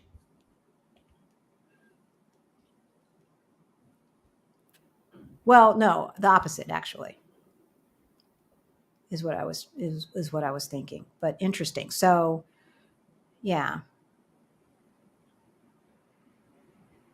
it still depends. We'll talk. We will talk. I feel Gen X. For Gen X. Oh, you feel for Gen X. Oh, is that what he said? No, they're not. Yeah, don't hold your breath on that. I'll take it though if they give it. We had some land in Texas. Oh no. As we are planning our move abroad, please give me the tips on choosing a credit card. Okay, this is a little off topic, but we can talk about it. And Action VJ, I did see your question for Adalia about big cities, so I will go back to that. Dave R has me opposed to cards, but I want the ATM protection, access to Sky Clubs, and more. Who's Dave R? Dave Ramsey. Dave Ramsey. That white guy? Yeah. Yeah. Because according to him, credit is evil and you shouldn't have it. There's actually 2 things. I see 2 things here. ATM card is one thing. Yeah. Credit card is something else. I would never use a credit card at an ATM because that is a short-term loan with ridiculous interest. So no. For an ATM card, you want a bank that does not charge you foreign transaction fees. They don't charge you a currency conversion fee. They rebate ATM fees internationally. Charles Schwab does that. Fidelity does that. Ally does it, but they have a cap of $10 a month in fees that they will rebate. That's nice to know. So that's if you need a business account, Novo, they don't charge. They rebate ATM fees. I found out. That's one thing. Credit card, that's a whole separate other thing. Yeah. I would say, I did a video on this about the things to consider and places where you can go to compare. Because it's like, what are the perks that you want? And are you willing to pay an annual fee? I don't have enough spending that to me would justify the cost of an annual the annual fee in order to get the perks. So everybody's got to work out that math on their own. but you need to think about and compare cards. Like, I want to have access to these lounges. I want to have global entry paid for. I want to have this, this, and this. Okay, what card gives me that? Right. What are they charging for their annual fee? Does it balance out when you base it on how much are you going to be spending? Yeah. Yeah. And our United card is what got us into the club, the club. The club. and it really doesn't have high fees like American Express does, or the Chase Sapphire, right? The Chase Sapphire card paid for both of our tickets from the States to Portugal. Portugal, to Lisbon. Yeah. So it was worth it. You know, we were spending on stuff for the house and all of that stuff to fix it up, so and yada the money yada. was going out anyway. Exactly. So the question was, are we going to pay cash and the cash is just gone? Or are we going to put on this credit card and then pay off the entire bill at the end of the month? That's the key. That's the key. Pay off the entire bill at the end of the month so that we could get those points. So we chose the latter. And read the fine print, y'all, because Chase be tripping. So we got our tickets and all of that. But like, okay, so I'm trying to transferring points from his to mine and all this to whoop. It was more trouble, not more trouble than it was worth, because we paid about $89 for our return trip to Lisbon total. So it was definitely worth the hassle, but I don't like hassles. I do not like hassles. And Dave Ramsey, like,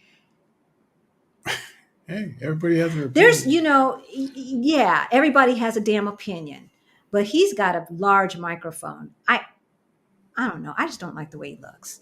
Okay. I don't. He pops up on our stuff because of what we talk about. His commercials do. Sorry I'm late to the live chat. That's okay, Valerie. Hey, appreciate what I've heard so far. Would you please repeat what you stated about Fidelity and investing $5 in what? $5 is where I'm at right now. So I was talking about like a total stock market index fund or an S&P 500 index fund. That's what I was talking about. Adalia? Yeah. Both of those options, and Fidelity has a series of free, like there is zero expense ratio attached to them. I'm trying to think of what the fund family name is. I know the total stock market index is FZROX. Yeah. That's the free one. It's free.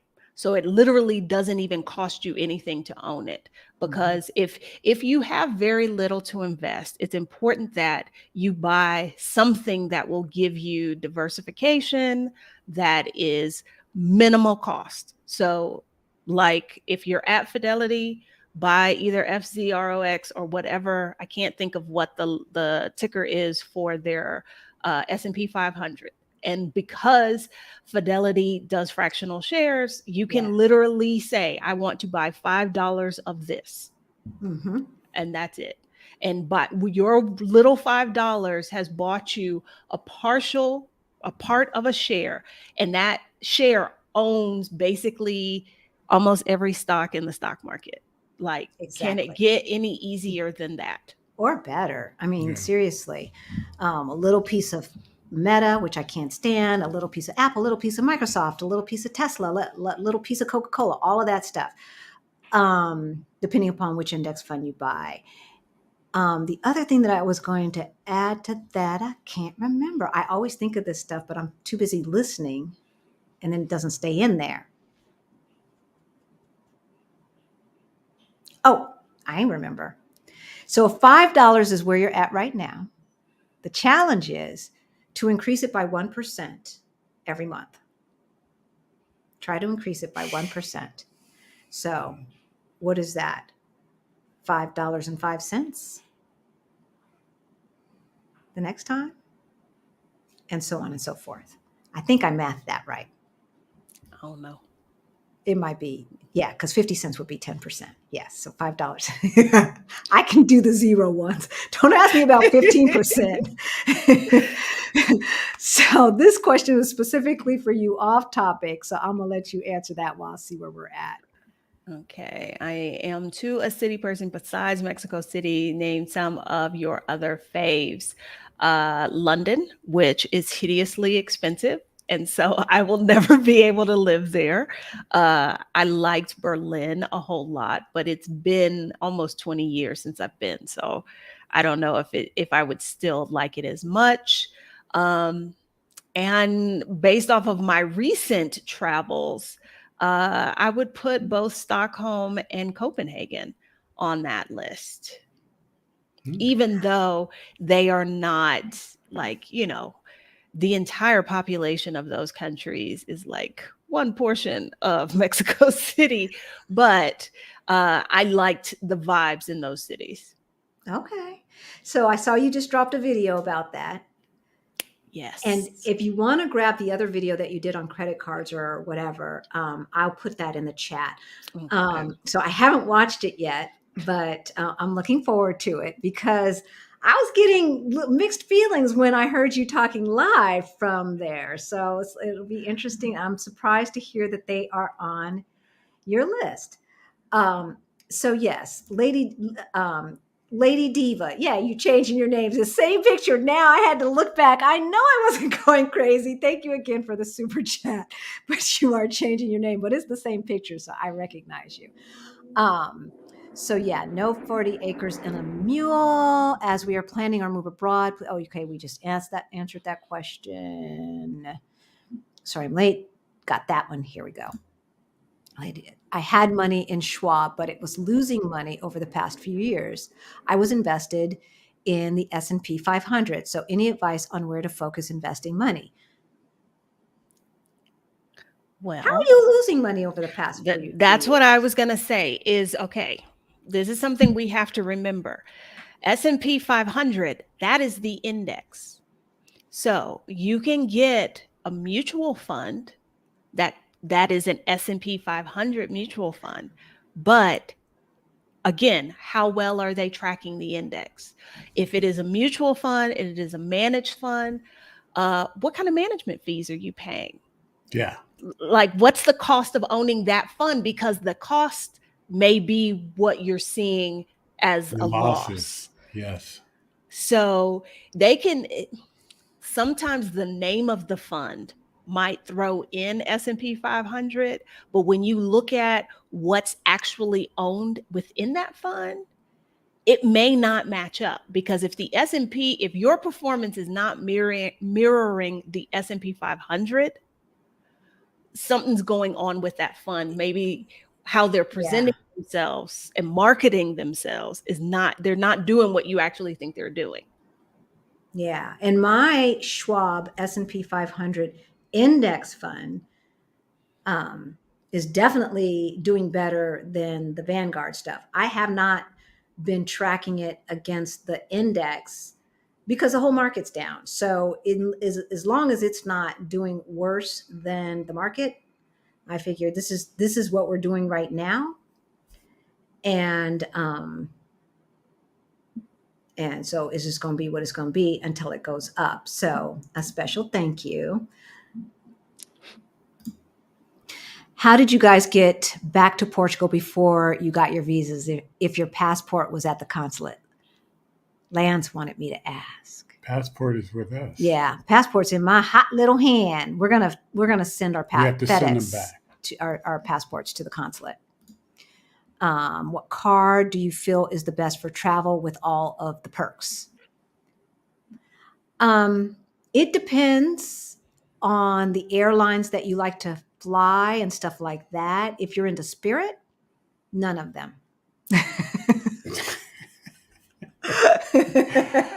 Yeah. If I never have to take Spirit again. Oh my God. Rondell and April just did a little short on Spirit. Spirit be like. Oh my God. Oh, they don't even have padding on their seats, y'all. No. You got to pay. You got to pay for the padding. Now the seat that you pay for that's padded is very padded, but that's an upgrade. You If gotta you're pay just for the in one padding. of the regular seats. Yeah, you got Yes. to pay for the padding. I'm Because telling you. I flew with them from Houston to Atlanta with Mia, and because I had the dog, they had to check me in manually, and I boarded last. And on one of the flights, they put me in one of those seats. I didn't pay for it, and I was like, "Oh, this is nice," but that's not the regular seat. That is not the regular seat. No. Oh my That gosh. is an upgrade. And here's the thing, when I was in the airport in Miami, so I was on a United flight that got canceled. So I had to quick book a Spirit. I know we're off topic, y'all. I had to quick book a Spirit flight. So I'm over there in the United Lounge, and there's like Chili's and, butt to dot whoop de whoop type restaurants. I go over to Spirit. I race down to Spirit to try to catch that flight back to Denver. It's Mickey D's. And kids are running everywhere, wild and out of control. I'm like, oh, no, I'm not about this life. Because I'm the one who asked my company, aisle seat only, please. And then she puts me on a Spirit to fly to LA. I didn't know back then. I didn't know what I did wrong. I know. I was like, she's punishing me. I know. Anyway, so I would say all around cards, the ones that we use are the Chase Sapphire, and Chase Sapphire transfers to Southwest, which is my favorite American airline, because they let you take your bags. You ain't got to worry about it. It's just hassle free. They don't take you. It was so nice. They used to fly to Mexico City. It was so nice. Oh, they don't anymore? No, they only fly to Cancun, and I think either Monterey or Guadalajara. They don't come to, or is it Cabo? They don't come to Mexico City anymore. Wow. The fees must be too expensive to land there. Those flights were never full. So I Mm. suspect that that's probably why, but I loved it. I could book a ticket day before. It was still like $200. Wow. I could See? bring back 2 bags full and not have to pay anything extra. It was Right? fabulous.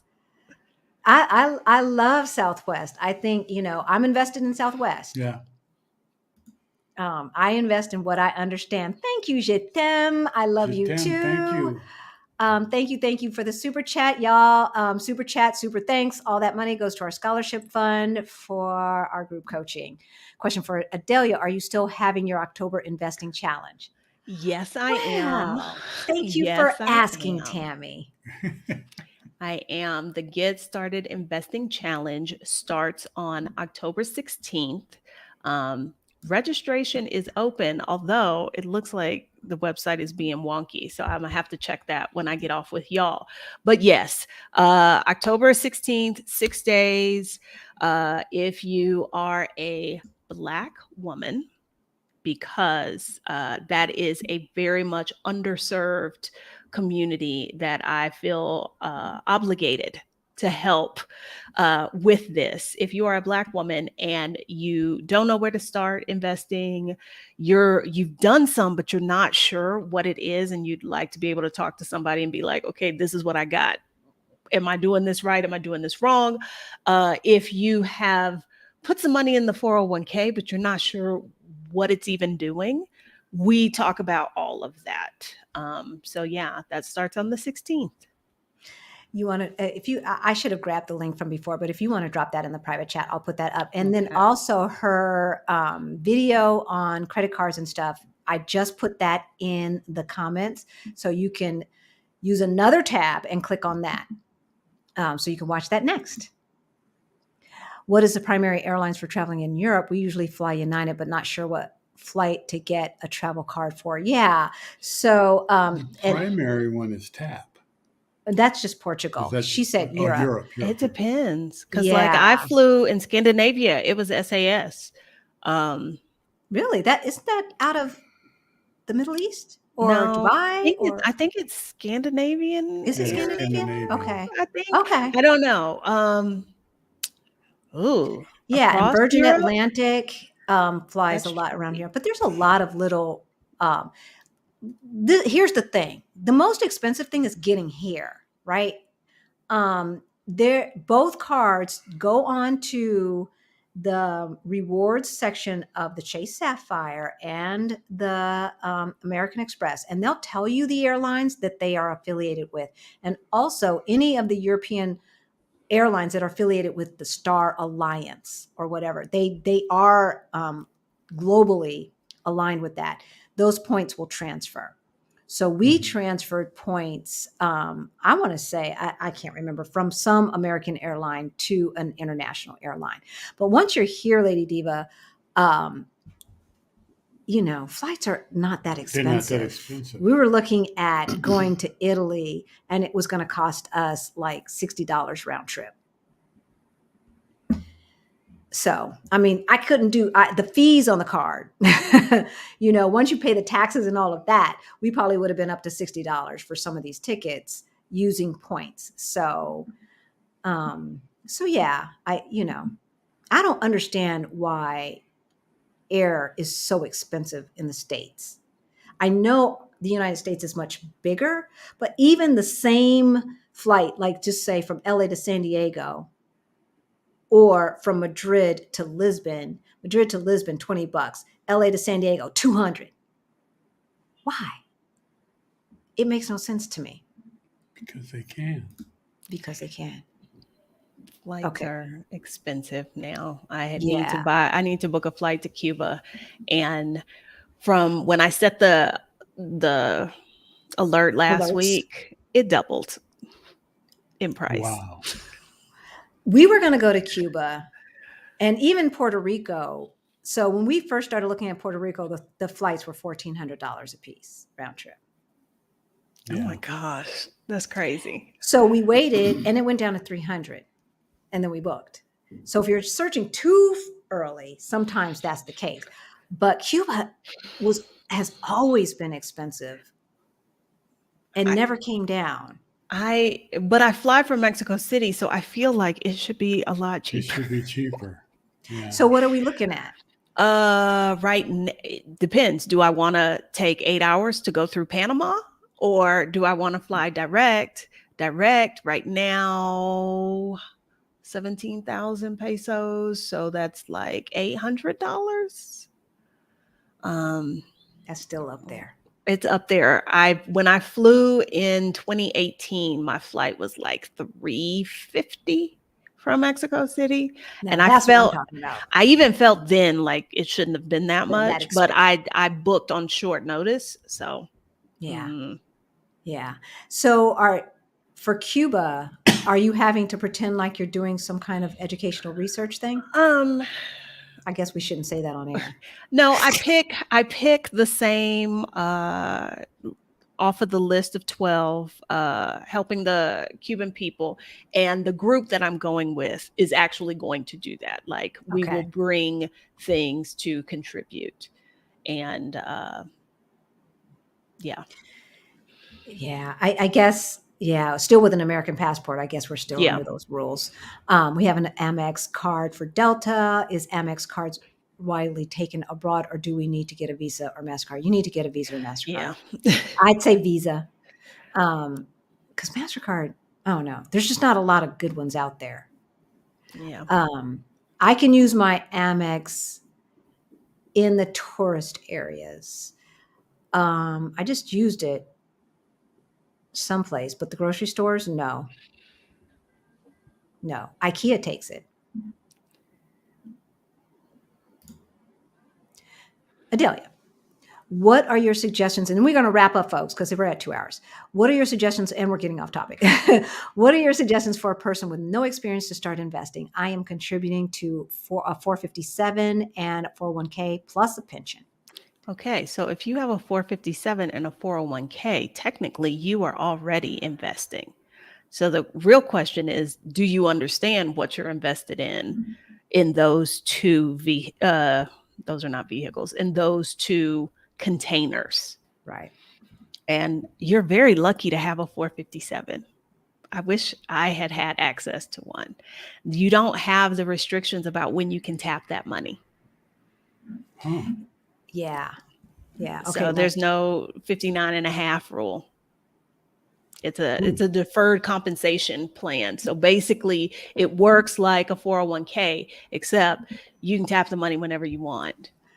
I wish I had one. I never had access to that. No. I never had access to that. You guys are answering each other's questions. Uzbekistan. I don't know how to pronounce that. It was cheaper. It was cheaper to go than going to the Grand Canyon. Halisi, I'm from Cuba, and right now there are no stores, etc. What do you mean? I would assume in Cuba, like buying merchandise retail, it doesn't work the way it does other places. Or at least when I was there in 2018, it didn't. So like you can't just go buy a toaster. No. Not easily. Not easily. I'm not about that life. And that was the first place I've ever gone where I did not bring my laptop. My laptop is like an appendage, but the lack of internet, it was like, what is the point? What are we doing? Yeah. What are we doing? Okay, there's your, okay. So I am going to put a link to Adalia's challenge in the comments, y'all. So if you are a woman from the African diaspora, click on that link so you can get all of your questions answered and build community. So La Cubana just says no. So no, I mean, no, what? No store like that doesn't compute. Well, things weren't great before, but then they just got hit by Hurricane Ian, I believe. You know, it's okay. So cut cable and we're here. So I'm hearing from my insurance company, if you're affected by hurricane, but I am so out of, I have no idea. I guess I should be calling well. Everybody's fine. I checked on them. Okay. Rick got you covered. That's because he watches Hulu and sees American commercials and stuff. Well, no. And I go on Facebook and everybody sends we're okay. Oh, okay. And I'll talk to them. Yeah, I don't go on Facebook except for to post stuff in our Fire Over 50 group. Adalia, we are socialists. In the true sense of the word in Cuba. I understand. So we are going to wrap it up. What is the parting thought for folks who are still queasy in the stomach about investing because they don't understand? What would you like them to take away from this conversation? 2 things. Start small, start now. Yeah. I always say this, it's a takeoff on the Chinese proverb. The best time to plant a tree was 20 years ago. The second best time is today. The same is true for investing. People will ask, when's a good time? Right now. Right now. And start small. Yeah. You don't have to make super big moves. No. That's not necessary. Yeah. I guess I took 90% of our savings. We were trying to save our way to retirement. I took 90% of our savings and invested it. And that's how we were able to retire. Because that 0.02%. Saving is not going to get you there. It wasn't growing fast enough because it was only growing as fast as I put money in. Nobody else was adding nothing to it. There you go. We need our money to make money. Right? Definitely. Yeah. And so that investing in the stock market is one of the ways, in investing in real estate, is one of the ways for your money to grow, owning stuff that increases in value. Some people wear their wealth. I'm not really into that. And I don't see any more questions. So we're going to wrap it up, folks. I think we did it. Yay! So we have been trying to get Adalia back for a little while, but she's just been bopping around the globe. She's been living her best. Every time I turn around, she's somewhere else. Where you at, Adalia? I'm here for a good time, not a long time. I hear you. You might be here for a good time and a long time. You know, that's in God's hands. But I tell you one thing, we don't know. And that's the thing. Tomorrow is not promised. So, you know, this thought of, you know, I'll start this in 5 years. I'll do this, then I can be happy when. Life is short, y'all. Life is short. And I've seen too many people wait until retirement age, and then 2 years later, they're not with us anymore. Right? They're not. And so if you are close to retirement age, it is not too late. It's not too late. Rick and I got our stuff together very late in life. And we're not living large, but hey, we in Lisbon, y'all. We're enjoying ourselves. And the bills are paid, Bills are right? paid. And we ain't got no worries about the bills being paid tomorrow, the next day, or the next day, or the next day, because we know how to act our wage. There you And go. I will leave you with a little Kiki-ism from the upgrade. We know how to act our wage. We love y'all, and we will see you next time. Bye. Hang on, Adalia.